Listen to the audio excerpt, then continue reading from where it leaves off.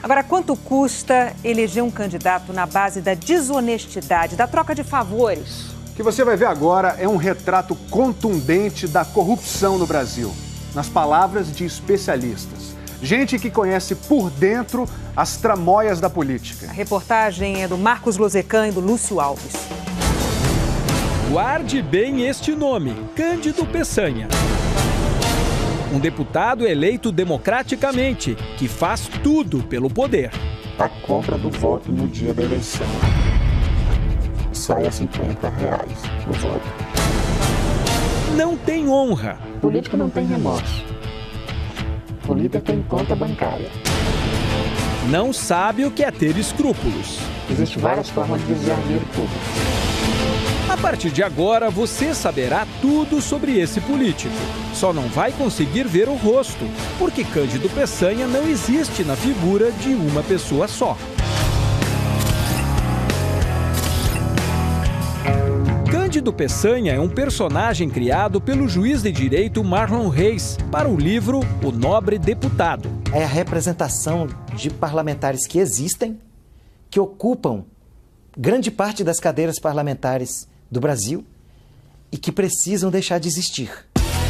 Para criar o personagem, o juiz Marlon Reis ouviu histórias reais de mais de 100 pessoas que transitam no mundo político. Entre elas, um ex-deputado federal que vai se candidatar novamente nessas eleições. Não precisa fazer muita coisa para ter o voto, porque a população não tem força nem segurança para contestar nada. E 2 assessores parlamentares que o Fantástico ouviu com exclusividade. Durante muito tempo eu fui militante político, desde cabo eleitoral, assessor, faz tudo.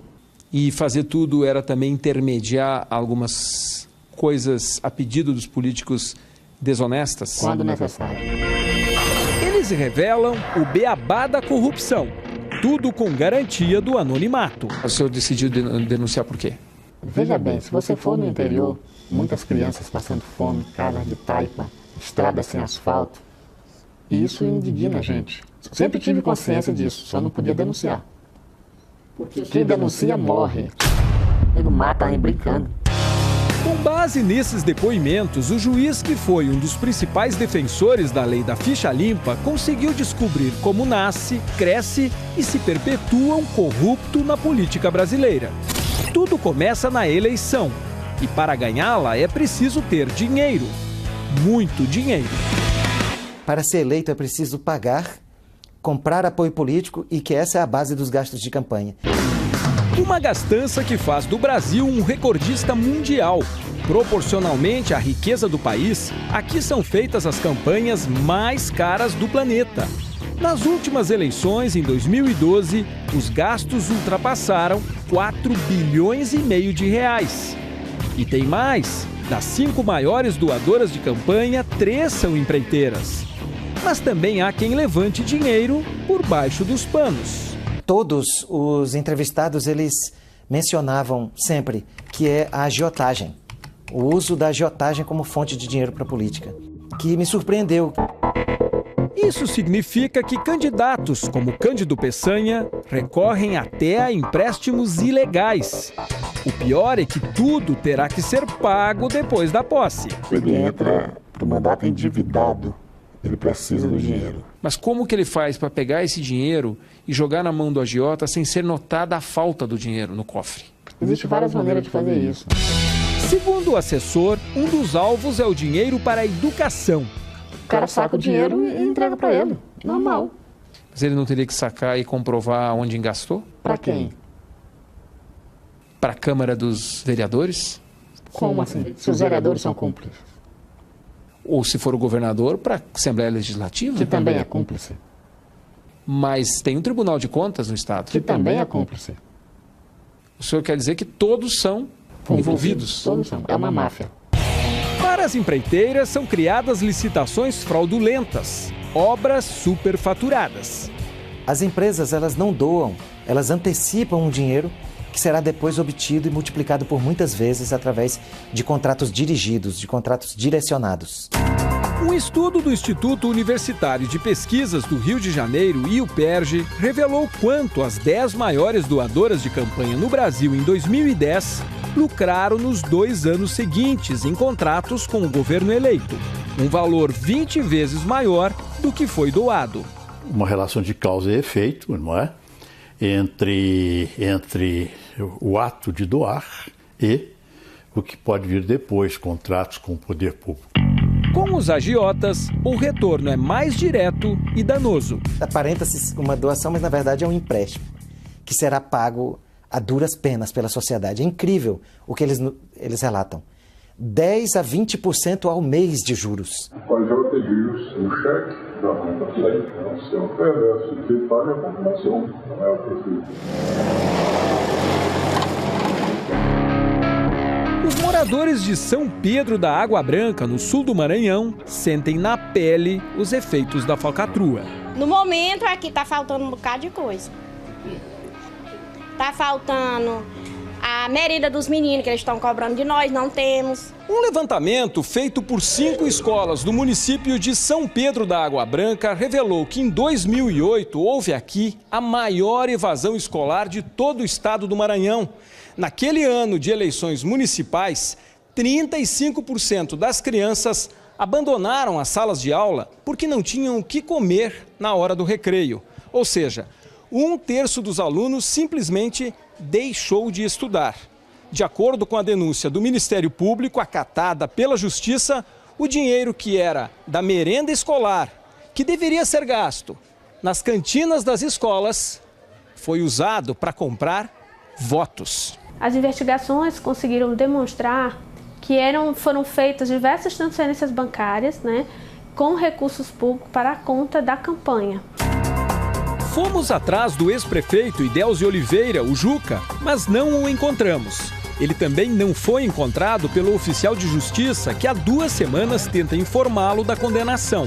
9 anos e 6 meses de cadeia. Tem dia que passa de semana aqui sem vir merenda. A gente não estuda direito, com fome. Como a despesa costuma ser grande, depois de eleito, o Cândido Peçanha já pensa nos gastos da próxima eleição. O que custaria uma reeleição de um deputado federal? Acima de 5 milhões de reais. Uma fortuna que ele começa a levantar com antecedência. Segundo o juiz Marlon Reis, a maior parte do dinheiro desviado sai de emendas parlamentares. É como deputados e vereadores destinam parte do orçamento público para obras indicadas por eles. Eles vinculam a destinação da emenda à retenção de uma importante parcela do valor daquela emenda. Uma porcentagem que, segundo todas as minhas fontes, é de no mínimo 20%. E que pode chegar a parcelas bem maiores, de 30% e até 50%. Os deputados que eu conheço, todos pegam retorno das suas emendas. Se ele põe 1 milhão, a faixa de uns 300 mil reais fica para a campanha do deputado.